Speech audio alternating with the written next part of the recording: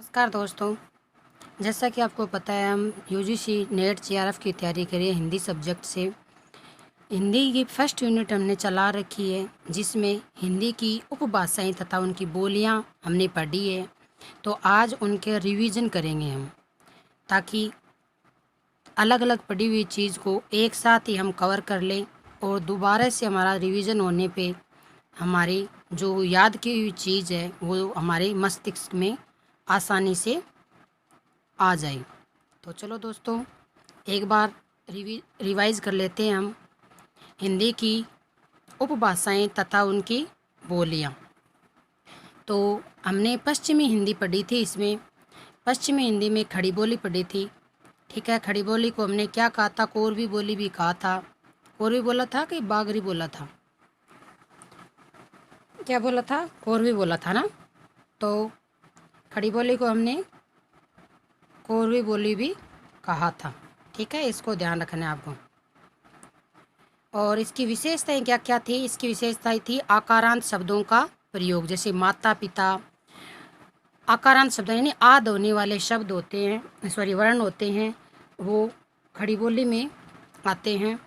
और द्वितीय व्यंजनों का प्रयोग भी खड़ी बोली में किया जाता है, जैसे करता, बेटा, गाड़ी। यानी ये जो डबल डबल ये ये वर्ड आ रहे हैं, वर्ण आ रहे हैं।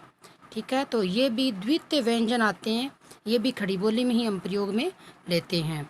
और लय का प्रयोग हम करते हैं, जैसे बाल, जंगल। मूर्धन्य लय होते हैं ना, मूर्धन्य, ये मूर्धन्य, इस लय का हम प्रयोग करते हैं, जैसे बाल, जंगल। ठीक है, ये थी खड़ी बोली। हम शॉर्ट तरीके से पढ़ेंगे इसको। अब हम पढ़ते हैं हरियाणवी। खड़ी बोली के बाद हमने क्या पढ़ा था? हरियाणवी बोला था। हरियाणवी बोली को हम क्या कहते हैं? एक तो जाटू बोली भी कहते हैं, और एक कहते हैं इसको बागरू। ठीक है, बागरू बोली। इस बात को आपको विशेष ध्यान रखना है। जाटू बोली और बागरू के दो विशेष शब्द है इसमें। और साहित्य की भाषा का इसमें अभाव होता है, यानी साहित्य में हरियाणवी बोली के जो शब्द होते हैं वो कम काम में लिए जाते हैं। ठीक है दोस्तों, अब हम पढ़ते हैं ब्रज भाषा। ब्रज भाषा आपने देखा था, ब्रज भाषा को शोर से यानी अपभ्र से इसका जन्म हुआ है। किससे? शोर से नी अपभ्रंश, इससे इसका जन्म माना गया है। ठीक है, ये मथुरा, आगरा, वृंदावन, भरतपुर, धौलपुर, करौली और पश्चिमी ग्वालियर, अलीगढ़, मैनपुरी, बदायूं, बरेली, यहाँ बोली जाने वाली भाषा कौन सी है? ब्रज भाषा है। और ब्रज भाषा की विशेषताएं क्या थी? ओकारांत शब्दों की प्रधानता, यानी ए को ओ में चेंज करना, आई को औ में चेंज करना। ठीक है, स की प्रधानता। तीसरा जो सड़क वाला स होता है, इसकी ज़्यादा प्रधानता ब्रज भाषा में रहती है, जैसे गणेश का गणेश, ऐसे। ठीक है, और उसके बाद ब्रज भाषा का आरंभिक उल्लेख किस में मिला था? ऋग्वेद में मिला था। बताया था ना आपको, ऋग्वेद में इसका आरंभिक उल्लेख मिला था।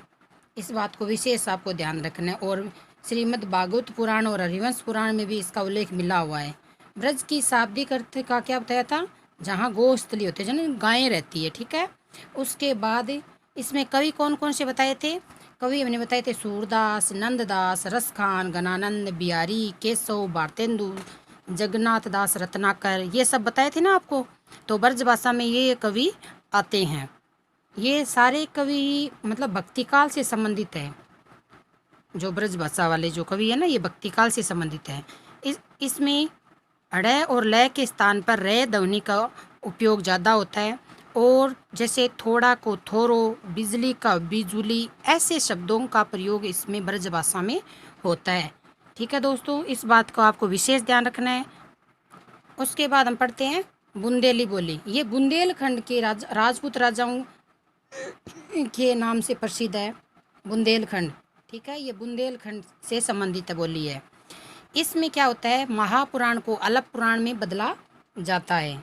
किस में बदला जाता है? महापुराण को अलप प्राण में, यानी दीर्घ जो वर्ण होते हैं उनको हमें किस में चेंज करते हैं, लघु में चेंज करते हैं। जैसे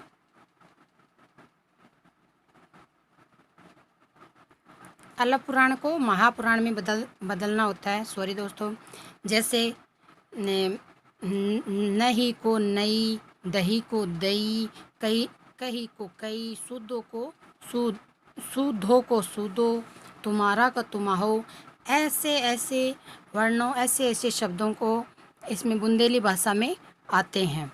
बुंदेली में कर्म कारक तथा संप्रदान कारक के रूप बदल जाते हैं। कर्म कारक तथा संप्रदान कारक के रूप क्या है, बदल जाते हैं। जैसे को खो, के लिए को के लाने, संख्यावाची शब्द इसमें जैसे गोरा को 11 लिखा जाता है। ऐसे ऐसे जो शब्द आते हैं पदों के अंदर, चौपाइयों के अंदर, ये बुंदेली खंड की बोलियां हैं। ठीक है दोस्तों, इस बात को आपको विशेष ध्यान रखना है।